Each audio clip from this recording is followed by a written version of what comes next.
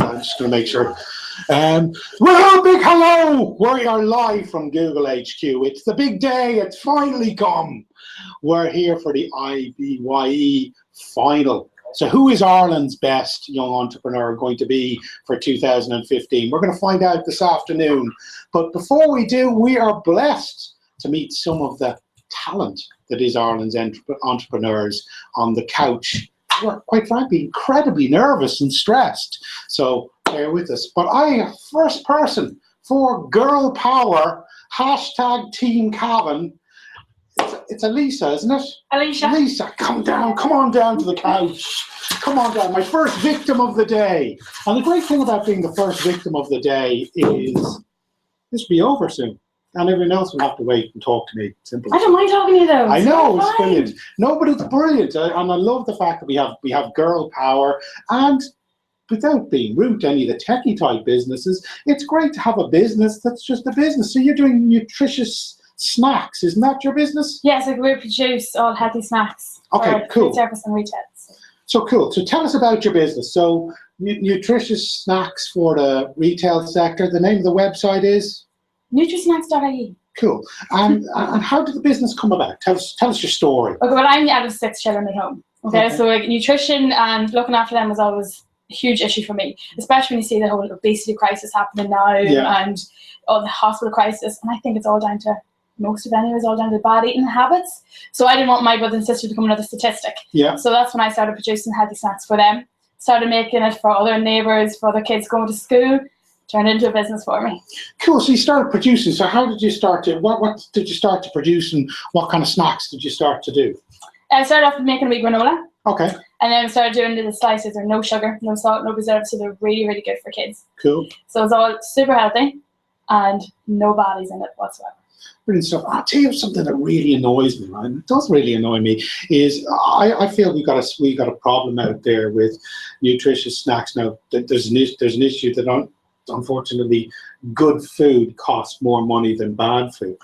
But is that a frustration? So I mean, I know even for going to shopping for my kids, the worst food is least expensive. Yeah. Yeah, but at the same time, you do have to be careful, because lately, like what a lot of people are doing is to buy the more expensive product now because they think it's better for you, but it mightn't necessarily be that way. So you just have to look at your ingredients. Once it's a clean label, it's good, regardless of price. But you're right, like a lot of the good products are a lot more expensive, but your health is definitely worth just that few extra pennies. Well, I suppose once you're having health issues, that's when the bills really rack up. Yeah, exactly. So you're saving yourself nearly more money in the long run. So when did the business start? Is the business in production yet, or where? We're full time in production over the past 4 years. So where can I buy some of your products? You can get them in super rallies. Okay. You can get them. You can just order them online now. You've got a brand new website. You can buy online. Okay. And also, you can probably see us a lot of food fairs and shows all over the country. And do you have different branded products, and what would their names be? Just for we've got NutriVeg, so they're vegetable crisp snacks. Okay. We've got Nutri Slices, so they're a really, really healthy range of just brilliant flavours. We've got oat bars, so they're the ones that the primary school kids are taking at the minute. We've got flapjacks. We've got a huge range of products out there, but we're doing a lot of outsourced production now, so we're actually starting to make bars for other companies as well. Yeah, okay. That's fantastic. So how did you scale up? One of the big issues I have with, I've got brilliant business ideas and then I keep them small because I don't scale up. But you've got into super values and you're obviously scaling your business brilliantly. So how do you go about doing that? It's probably nerves. How do you make that leap forward?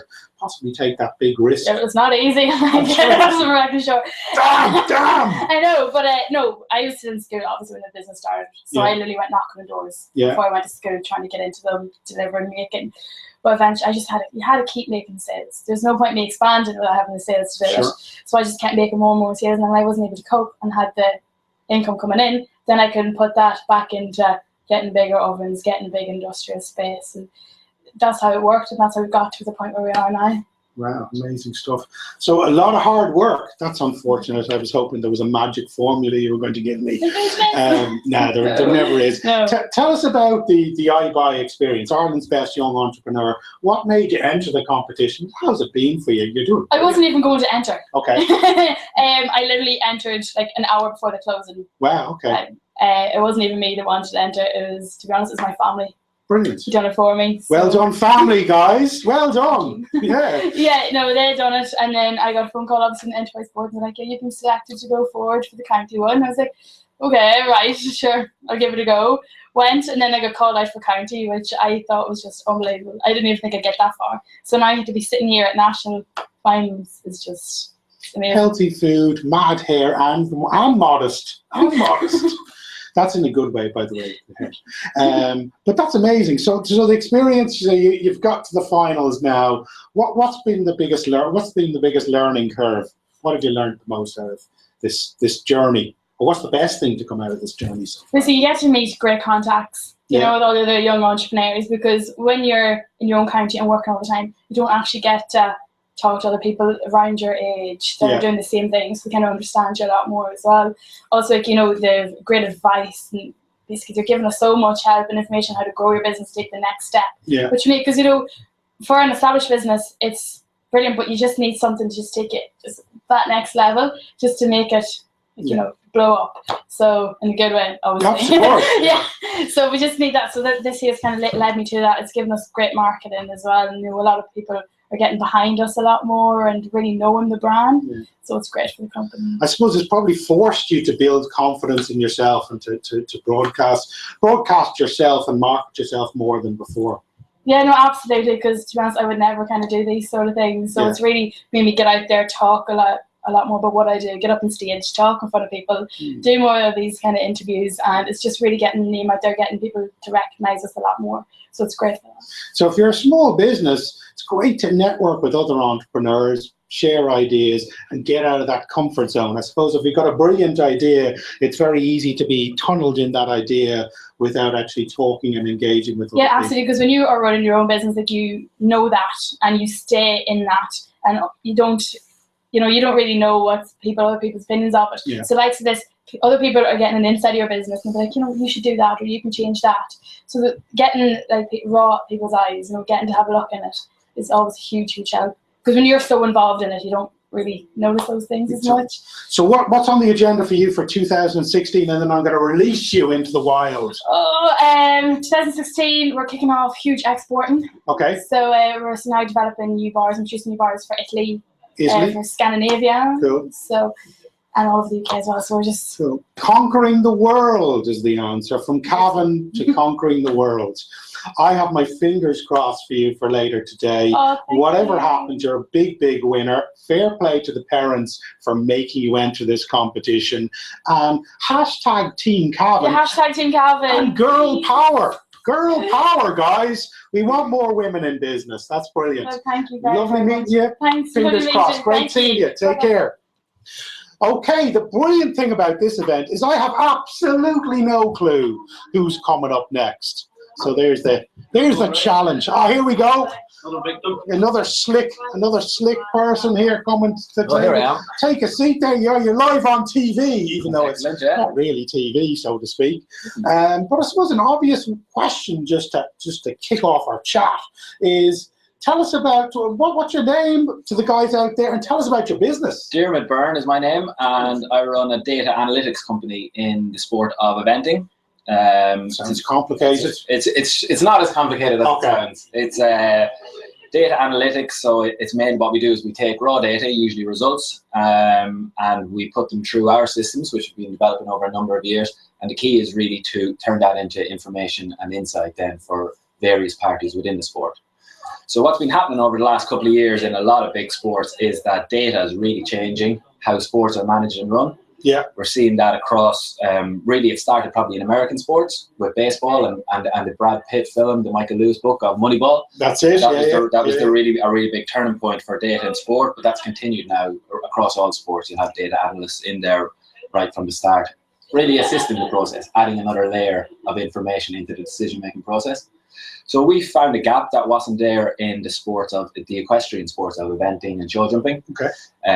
My business partner Sam Watson is a very good friend for a number of years. He's an Irish event rider.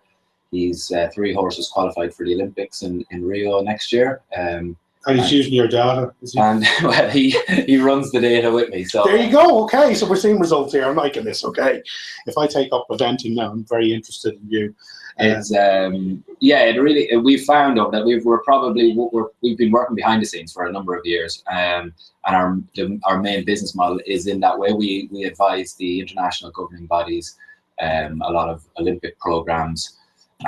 Really say you're turning silver medals into gold medals. Our big product in the last year is in safety analysis. So eventing is actually one of the most dangerous of all the Olympic sports. We lose quite a lot of riders every year on the course. Wow. Okay. So that has been a huge issue for the governing bodies in terms of trying to bring about a safer sport. It's very important, obviously, for the Olympics, for sponsors, but also for the future of the sport, that it's safe. So a huge amount of money has been spent, Greg, on fence analysis over the last number of years. So how can we make the sport safer? Yeah. What's been happening is we've seen money invested in the ground, the gradient, the size of the fence, all with the idea of let's make the sport safer, but it hasn't worked. We're still, that bad headline statistic of how dangerous the sport is still there. So what we've been able to do with the data is to safety profile riders and horses in the cross-country element of eventing. And we're seeing real results with that. So we're actually able to save lives is what the product is doing. It's a big claim, but we believe that our safety profiling is going to revolutionize the sport.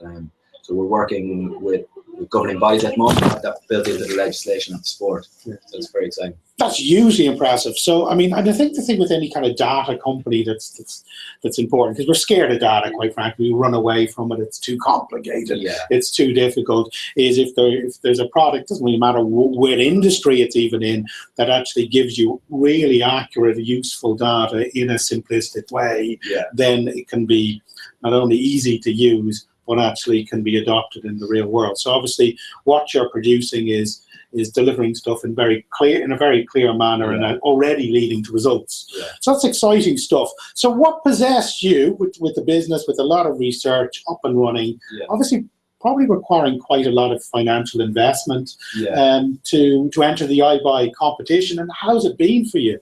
Brilliant process. Really enjoyed it so far. How we got into it, I mean, I think a lot of the people here in the final now, we're all at different stages, but we've all followed reasonably similar journeys into the process. For me, it was a little bit accidental, and I think that's happening I think that's startup life in general, and I've certainly found that you find yourself in situations and then you get swept away with it.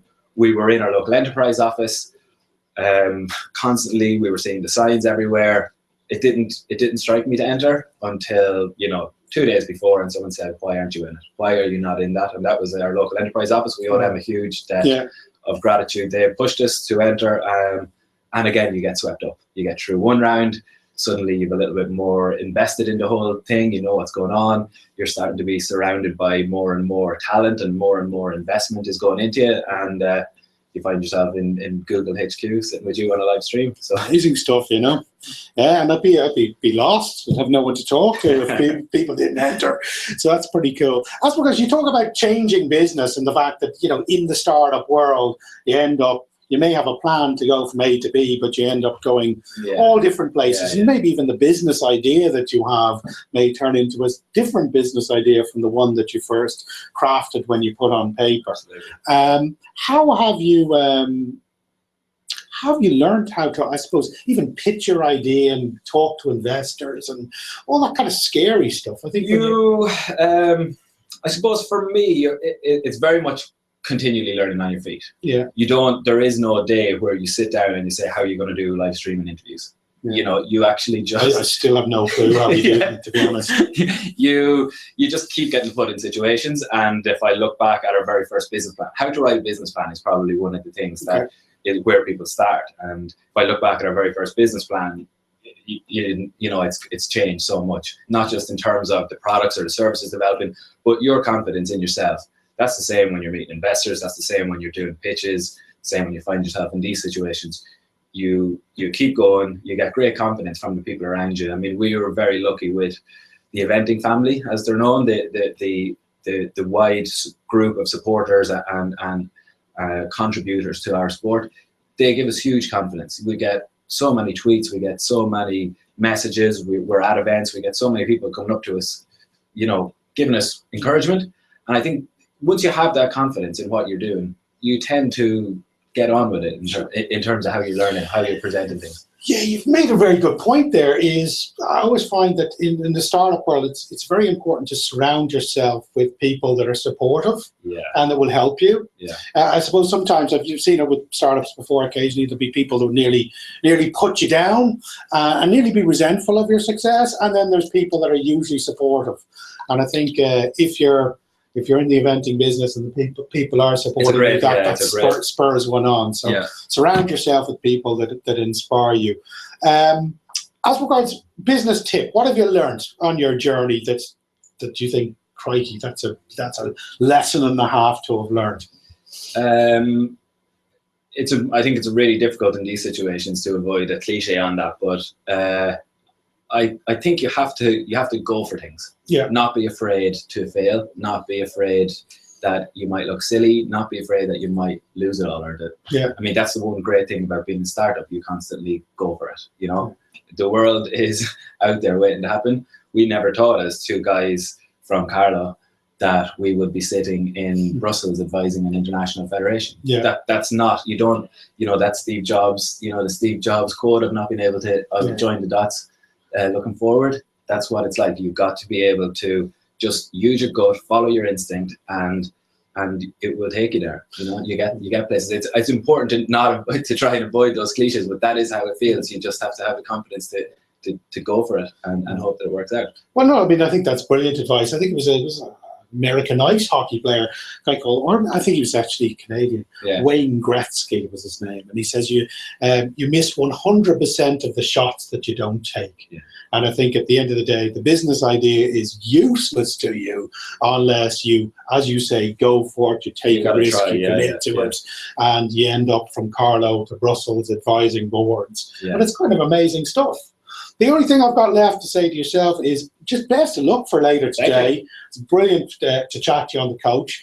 # Team Carlow, and a big thanks to the local enterprise board there for literally twisting this guy's arm and getting him to apply, because look how far he has come. So best of luck for later today. And we look forward to hearing great things about the business in 2016. Thanks, cheers. Take it easy. See ya.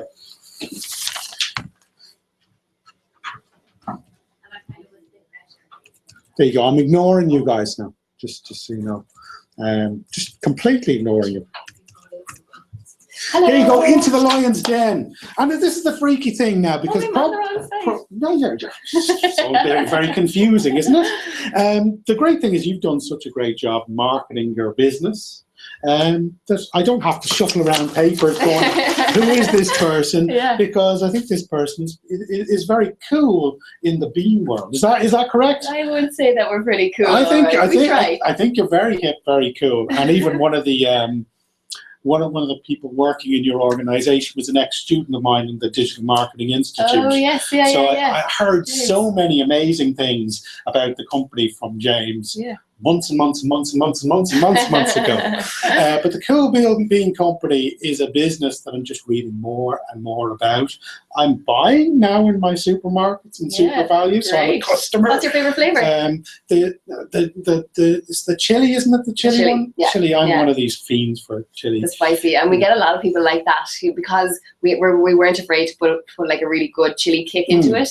So like we packed it with a good punch, and we've gotten a lot of people and a lot of like positive response because of that. Yeah. And people saying that they love it and they're addicts. Yeah, no, I'm an absolute fiend for it. So let's hit the reverse button for a second. For the guys out there listening to this, watching this live stream event at the moment, the name and the company that you have, and tell us about the business. Yeah, so I'm Izalda, and I am co-founder and professor of beanology of the Cool Bean Company. And so what the Cool Bean Company does is we create really healthy, really convenient food for people to eat. So people that don't have the time or energy to cook from scratch. I mean, where we originally came up with the idea was my co-founder, Sarah, and I were both working really long hours. And you know yourself, at the end of a hard day, you come home, you're wrecked, you don't feel like cooking, and you end up having cereal for dinner. You end up having bran flakes, or else you end up getting a takeaway chipper in down the local shop. So, I never eat bran flakes. It's probably the second one. Okay. But yeah. So what we were aiming to do with this product was create something that was really healthy but really convenient, but also that tasted great. Because what we were finding was a lot of the ready meals on offer were highly processed, full of preservatives, full of sugar, full of wheat or like flour, which would be gluten. So what we wanted to do was create a product that was just really healthy, clean, no additives, no preservatives, but that tasted great as well. So that's when we came up with the idea for Cool Beans. So we had the idea and we decided that we were going to test the idea. Okay. So we bought a mobile catering unit. We scraped together all of our savings and we bought our bean machine and we went out to all the music festivals and events. Cool. To test the idea. And what we did was we just talked to our customers, got loads of feedback, tweaked the recipes depending on what they were saying. So the feedback we were getting from them was that sugar was being demonized. We wanted to take out the sugar, so we replaced it with honey. So there's no refined sugar in the product. We made it gluten-free as well. We had Worcestershire sauce in it, so we took that out, which made it gluten-free. And then what the flavor profiles then as well, we kind of enhanced them. So we have 3 flavors. We have the tomato, smoky paprika, and we have a hot chili flavor. And so the response, I suppose, that we got from the festivals was really overwhelming, and like it even took us by surprise. And people were really engaging with us, and they were really engaging with the brand. And we were documenting everything on social media as well. So like from the early days of in a field in Stradbally at Electric Picnic, we were putting up posts and getting people to interact with us online. And because we had a startup and we had no money at the time, we had to come up with really innovative ways of advertising. So we bought this little Cool Beans rubber stamp, and what we do is we'd stamp people and get them to post pictures on their social media. And then if they got 3 stamps, so every time they bought a pot, they get 3 stamps, and then they could get a free pot of beans then for their meal. So we kind of worked really hard early on. And then after that, I suppose we realized that we were onto something with this product, and the feedback that we were getting was really great. But we were both still working full time. So I was working for a food investment company, and Sarah was managing the IBYE Entrepreneur of the Year program. So really demanding jobs, and we were working on Cool Beans in the mornings, evenings, weekends, literally any hour under the sun. So we kind of realized at that stage that something had to give. It wasn't sustainable to do everything. Yeah, but that's some serious bottle that you need to go full-time job, doing this as a hobby, a very cool hobby that's earning money and very exciting, starting to build a really loyal community on social media, because you do have an amazingly loyal, hardcore, really cult social Our media fans, following. Cool You do, Beans fans. you have genuine fans, which is fantastic. So how on earth do you take that plunge of going, okay, we're gonna go for this 100%, because there's no point going for something 50%. You have to go. So how did you even make that move? It was such a difficult decision, and it was pretty much like a marriage. Sarah and I sat down and we kind of put everything out on the table. My job was in transition at the time, and I'd been offered a promotion. So I suppose I was at a time where it was shit or get off the pot, if I'm allowed to say that. Yeah. No, you can't say that. I mean, cut that out. But basically it was I was going to have to take on more responsibility and more work and take up more time, or else it was kind of like time to follow my dream and to do this full time. And so Sarah and I sat down and we agreed that she would stay full time in her job and I would leave my job and she'd support me from her salary. So it was like a marriage like that, when you have kids you have to sit down. So Cool Beans was our baby, and we made sacrifices. So obviously she made sacrifices and then I made sacrifices. But I mean, I've never looked back. I remember going in it was a Monday morning when I went in, and they'd told me to go away on Friday and think about the promotion that they'd offer me. And we were discussing salary and everything. And I came in the Monday, I was like, I'm not taking the promotion. And actually, I'm handing in my notice. I'm leaving. So they were a little bit surprised. And I had moments that I was like freaking out. So I'd be like, oh my God, what am I doing? Why am I leaving my secure, well-paid, pensionable job to sell beans? Well, I mean, the the courage in that is just inspirational, to be honest with you. I think they say if you love what you do and you're passionate about what you do, you'll never have to work another day in your life. Because I don't even see you resentful for being here on a Sunday, not lying at home in bed with a red wine hangover. It's amazing stuff. No. We can buy your products now in a lot of the supermarkets now. Like I know I buy mine Super Value. Yes. And the great thing about the Cool Beans is they're in the refrigerated section. So if you're looking in the other section, they're in the refrigerated section. And a lot of the time, actually, because we went through the Super Value Food Academy program, which is Super Value, Board BIA, and the local enterprise offices. It's a joint initiative between the three organizations. And so there, in a lot of the Super Values, there's these Food Academy sections, which are these wooden sections, generally on the first aisle, in amongst the fruit and veg, and they have a chill section in there. So in a lot of stores where they have that section, then we'd be featured in the chill section of the Food Academy, or otherwise next to the ready meals and soups. So you know where to get it. It's the ready meals and soups. That's where I find it. I'm going to have my fingers crossed. It's great to have more girl power. I know, there's only 3 of us. So what's your local enterprise board? Dublin City is our local enterprise office. Hashtag Dublin City, guys. So shout out to them. They've been amazing. You know? Well, so we're from Tipperary. But I'm covering all areas. Up the Dubs and Tipperary. I'm always getting into trouble with Tipperary for some reason. Philip was giving me grief. But see, Philip and I, we're reversed because he's from Dublin, but he's in the Tipperary Leo, and I'm from Tip, but in the Dublin Leo. Well, he threatened to make me have to wear a Tip jersey today, and he hasn't followed through with it. So you never know. Simple as that. Anyway, I know you never know. It's right.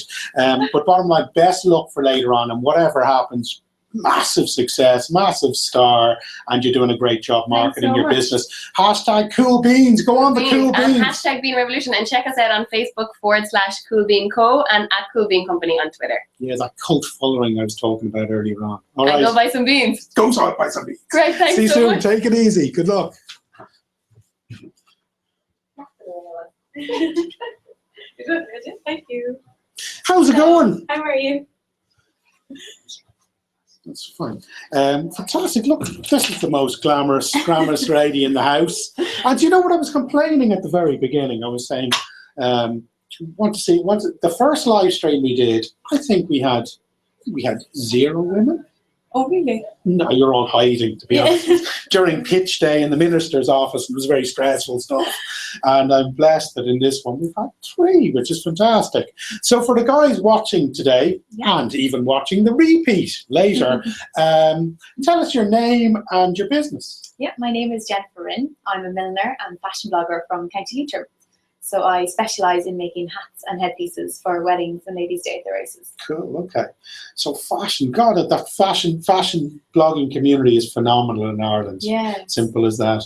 So thus the most best dressed lady in the house today, but not wearing a hat at the moment. No. So how does the business is the business up and running, or is it pre-startup? Where are we at with it? So it's I started as a hobby more than anything, because I love designing and love fashion and that kind of thing, and it gradually grew into a business. So I'm 5 years making hats now and employing 5 people. Employing 5 already? Yeah. Wow, okay, great stuff. I love the fact you say it started as a hobby, because so it started with something that you genuinely poured your passion and your love into. Yeah. I think there's a few people that I've talked to and they've had a fear. I should tell you what the fear is. The fear is, if I did for my job or my career what I loved doing, maybe I'd hate it, and I'd hate to stop loving what I do. Yeah. I don't know whether that makes any sense. But do you still love the industry as much as ever before? Maybe even more so now that you've got involved. More so, really, because with the hats, I still see that as the hobby part. The hard work or the business part is like the accounts and all that kind of side of it. Oh, yeah. But no, the hats I still love. It's a passion, and that's fantastic stuff. And I suppose from yourself, where your hats and your clothing that you're designing and producing, and the 5 people you have working for you, where are you selling that at the moment? Yeah, so I'm based in County Leitrim, and I have my studio there. But most of our sales will be online, and we also have stockists around Ireland and the UK. Wow. So let's say Arnott's in Dublin would be quite a big stockist here. Never heard of Arnott's. No. No, that's a massive store. That's brilliant, and it's lovely that the business is still based in Leitrim, which is very nice. I was working in Dublin for a couple of years and decided to take the leap and to move home to Leitrim to take that full time. So fair play. No, that's brilliant. No, it's really, really good. So your staff, you've got 5 locals as well. So not only are you doing amazing stuff for Leitrim, but you're even helping the employment there. Yeah, definitely. What made you enter the IBYE competition? How did that come about? I heard of it after it was finished last year, and I kind of thought, that sounds cool, but yeah, a little bit of that. And then Nicola from the Leitrim Local Enterprise Office mentioned it to me a little earlier in the year, and then kind of gave me a gentle reminder close to the time. Yeah. So I kind of thought, look, I have nothing to lose. Let's give it a go. And got through the Leitrim stages and kind of couldn't believe that and took it like a pinch of salt, the way for the rest of it. So it's gone well. We're here today, so it's a good sign. It's an amazing achievement. Whatever happens today, it's an amazing achievement. Yeah. So what was the best part of the process so far? It's kind of the meeting the people, and the other like-minded people, I suppose, in business. But also, as I was saying, my business was a kind of a hobby turned into a business.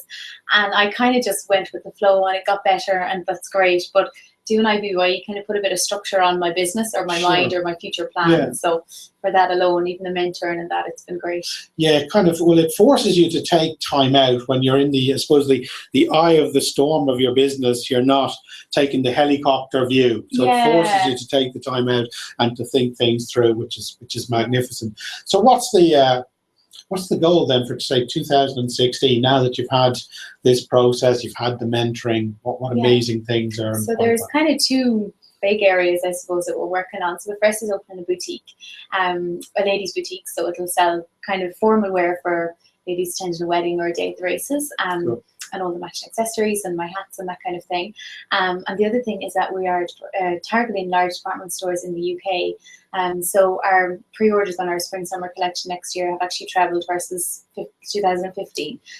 So that's kind of a huge jump already, which we're trying to get in control. Phenomenal, yeah. So again, one of your issues then is going to be supply and demand. There's massive supply or massive demand, should I say, and now it's a case of, so you're probably going to even be looking to expand then in 2016. Yeah, and I'm lucky that actually a couple of years, about 30 years ago, there was a factory closed down in Balmore. It was clothes making factory, and those girls are still around the area. The way I'm quite happy to go back into that profession again. So I already have 3 of them. So please God, I'll take on a few more.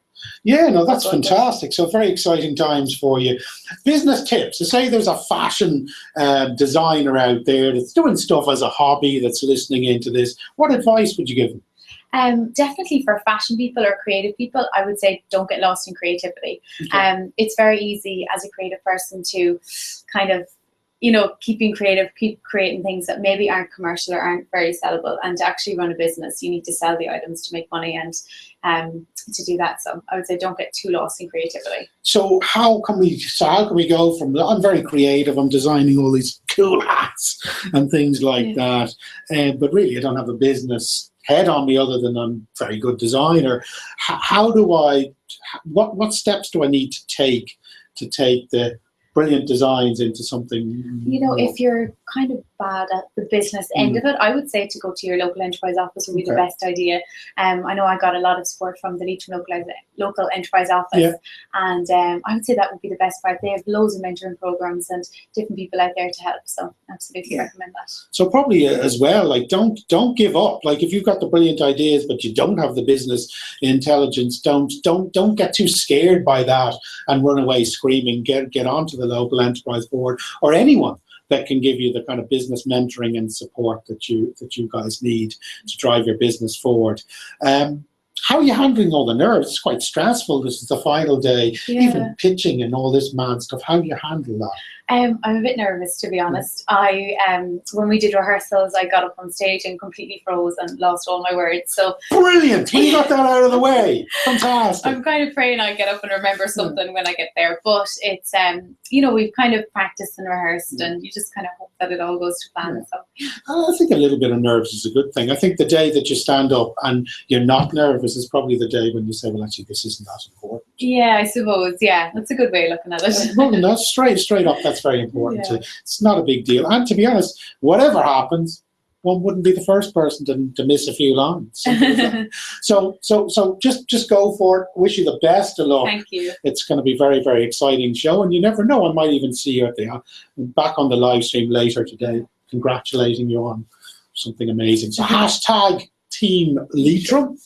Go on, Team Leitrim, and thanks so much, because I know it's difficult to talk to us prior to the event itself, as those nerves are building.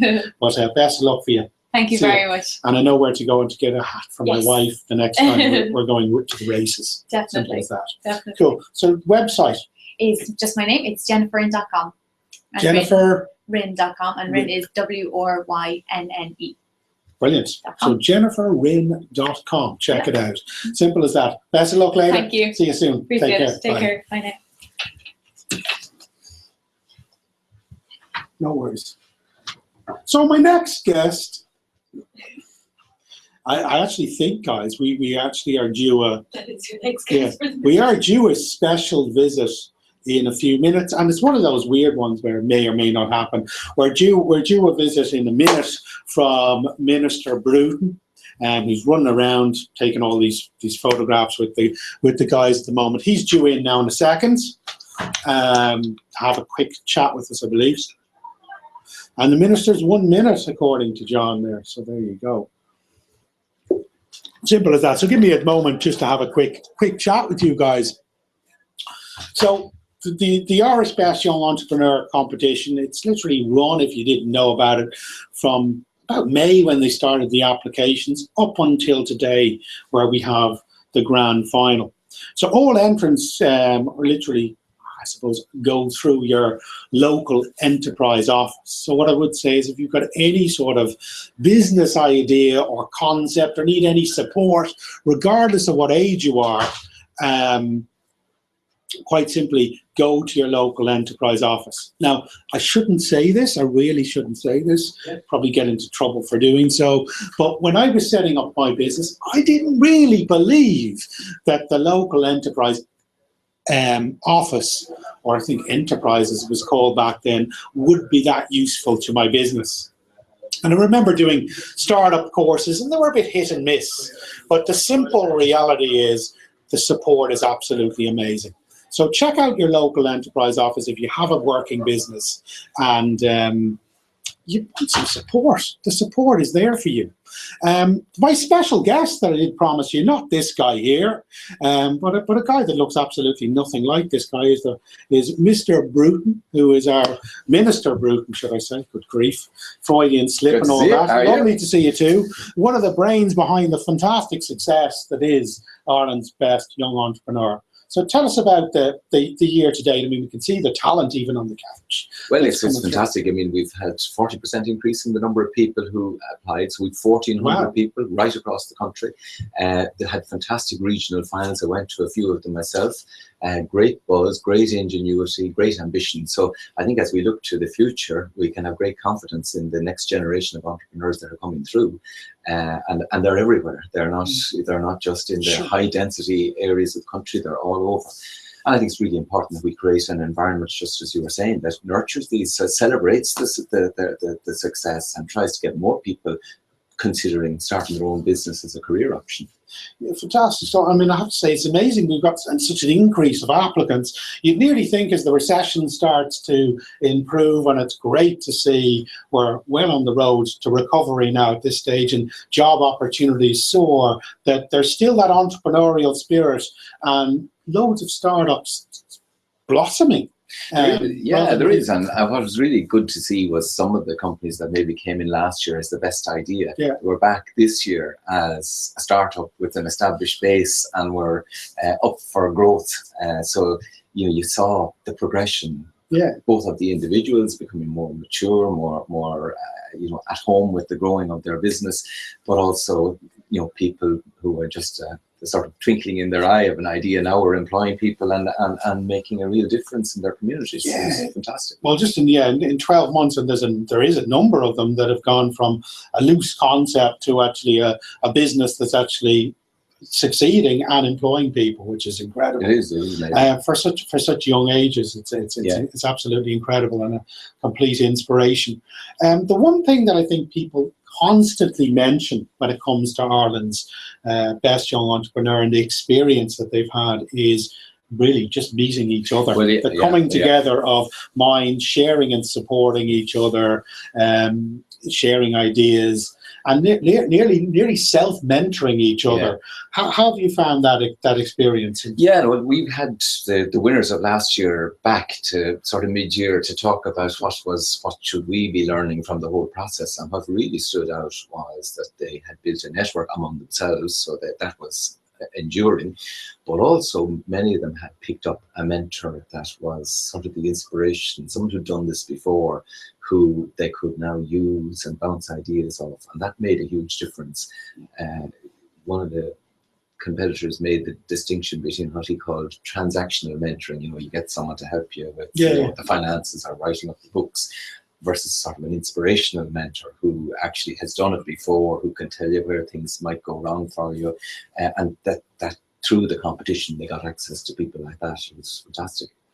Amazing, yes. So that was a great idea to bring the guys from 2014 back, and nearly even to grow that that network. Now I know there's other great initiatives out there. You've got the likes of Startup Ireland and so on, but one thing I think for a lot of people starting out, and even guys that have been in this competition, is they had a business, but they didn't necessarily have access or even believe that they had access to such a network that they've now got access to through the competition, and also largely just by picking up the phone and actually calling their local enterprise office, which they hadn't even thought about and maybe engaging with so much before.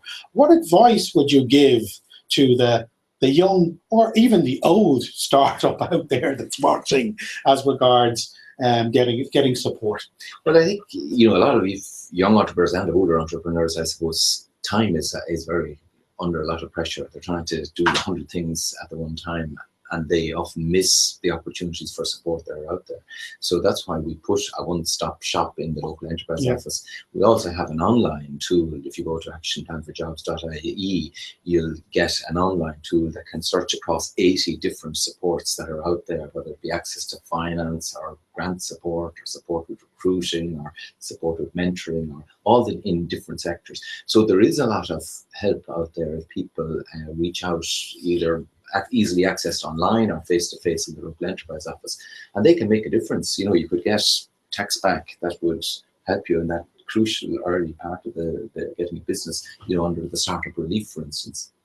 So the website again is actionplanforjobs.ie. www.actionplanforjobs.ie, and it's, so even if you're watching a repeat of this and it's 3 a.m, you can still visit that website. Absolutely, and it has the merit that, you know, you specify what your business is like, what you're looking for, and it'll immediately itself sort the options that might help you. So it's a really smart little tool there that it saves you hours of telephone calls. Yeah, well, no, because it's a great starting point, and especially for lots of us, we just need that starting point. I've loved the fact that you've, you know, since the initiative, since the first Ireland's Young Best Entrepreneur campaign, you know, you've really embraced and championed this competition, and even talking to 2014 participants as well as this year, you know, you've very much been in the cold face, supporting and spending time with the entrepreneurs, which is fantastic to see. So we're coming up close, not long now before the big final.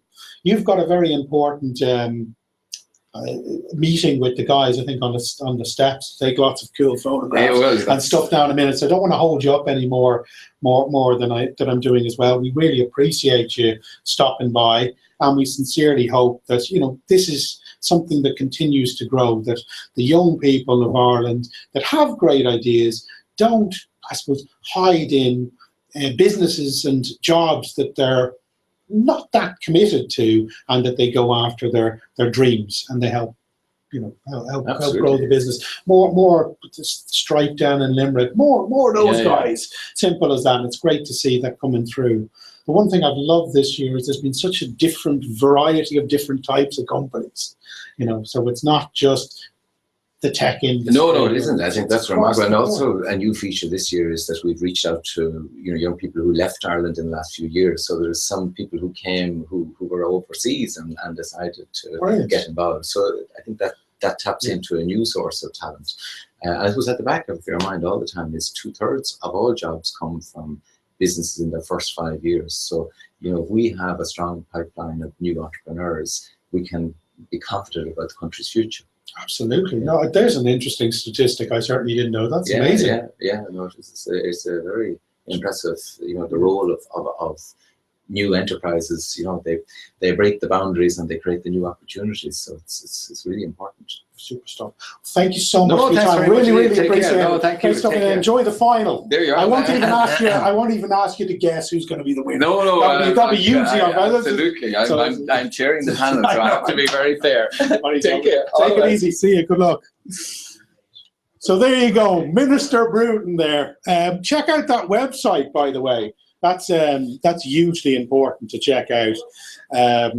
As I said, I know when I was starting up, there was a massive void for me of where I even began to look for support. And in many ways, I often got advice from people that possibly weren't even entrepreneurs or weren't even business people, and potentially quite negative advice. What are you doing? Are you crazy? You're mad. Why do you get a job? All these things from the people that were advising me. So what I would say is possibly get networking.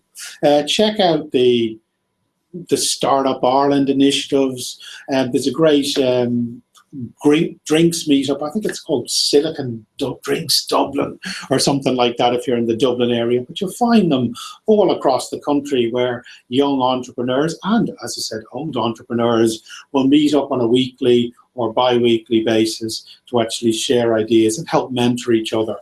So don't let that voice of someone that's not an entrepreneur drown your dream and have you working in a job that you hate for the rest of your lives.